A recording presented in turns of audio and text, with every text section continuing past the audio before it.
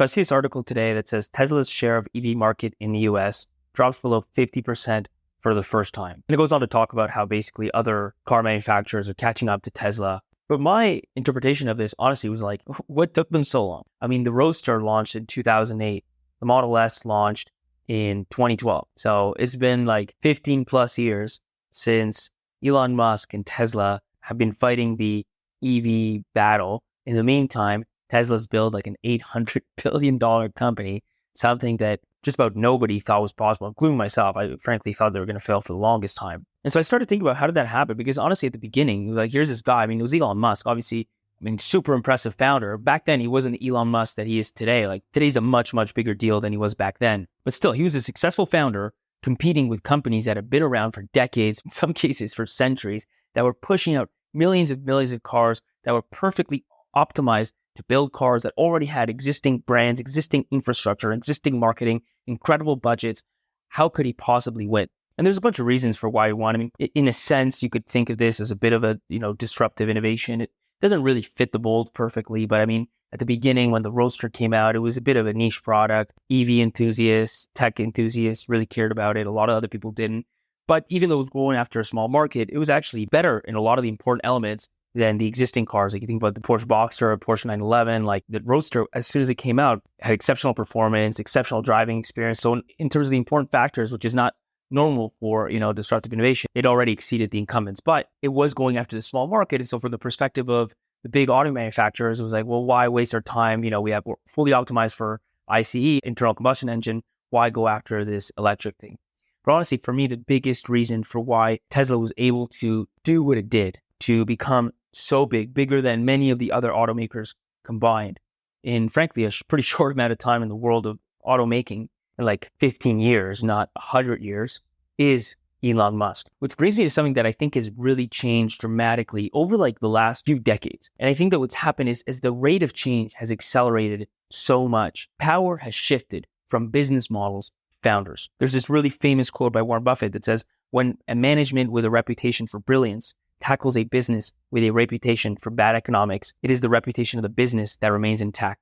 In other words, what Warren Buffett's saying is that business models actually have more power than managers. Yes, teams are very important, but there's some business models that are so entrenched, you can't do anything about it. Classic example is the newspapers back in the day. Once a newspaper had established a local monopoly, there was just no way to rival that newspaper because it already had the distribution, it already had the writers, it already had all of the pieces you needed to work to succeed. And so even if a great team went after it, it was really, really hard to challenge them. Like if you think about it on a power spectrum, on one extreme, you have the business models, so like the newspapers, or you think about the older businesses like US Steel or Standard Oil. And on the other extreme, you have like the teams, the founders. In the slower moving world of like a few decades ago, where companies really got their power from owning supply, power accrued mainly to these business models. And once a business model was entrenched and it owned supply, it was nearly impossible to dislocate. And the world was moving pretty slowly, so even a bad management team was able to adapt slowly over time. And sure, like the owners of those companies, you think about Carnegie at US Steel or Rockefeller, Standard Oil, they made a lot of money. They made a lot of wealth, comparable wealth to the Jeff Bezos or the Elon Musks of today. But the difference is they didn't really have business power. In other words, even they couldn't just jump industries. That's why these guys are defined by one thing. So for example, Carnegie is steel. Rockefeller is oil. JP Morgan is finance. It's just one thing. They can't move around because the way that things worked back then, the rate of change was slower. And the way that power was obtained was by owning supply, was by controlling the production of oil. And once somebody had that sort of monopoly, it was almost impossible to dislocate. But today, the rate of change is the only thing you can take for granted. And successful business models that are optimized for today may very well not work tomorrow. This is exactly what happened with Elon Musk, EVs, and automakers. Automakers were perfectly optimized for an ICE world, even an EV world, which is not even that far away for them because it's really the same branding, the same sort of distribution model. I mean, you can go direct consumer or through dealerships, but you're selling cars at the end of the day. It's just a different production model. And even that, they found it hard to adapt to. The only ones who can actually react quickly to incredible changes, like, a couple of years ago, we weren't talking about AI in the same way that we're talking about it today.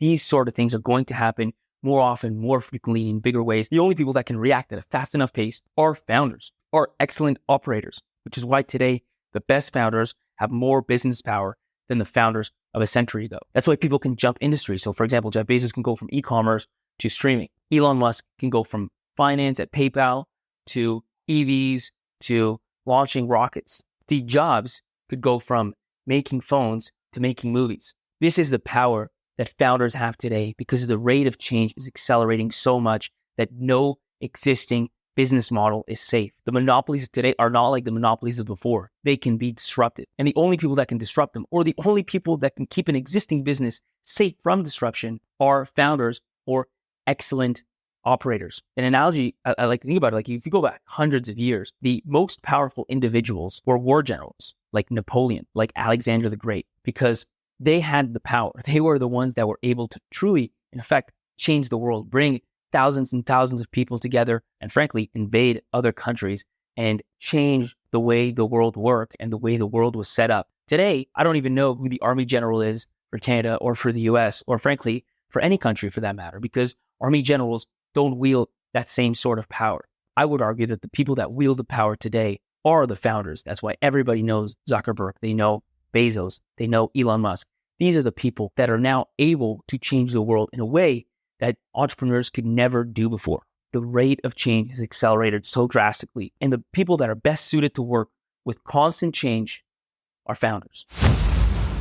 I just gave you content that you liked so much, you actually listened to the end. And guess what? You didn't pay a single dollar. Not only that, I didn't even put any ads in your face. So you just got a bunch of content for free. And now that I've delivered that value, I'm asking for something in return. Open your app, open Apple Podcasts, open Spotify, open whatever app you use to listen to this, and hit that follow button. It's actually going to help you because it's going to help you make sure you don't miss out on the next episode, which you like so much that you listen to the whole thing.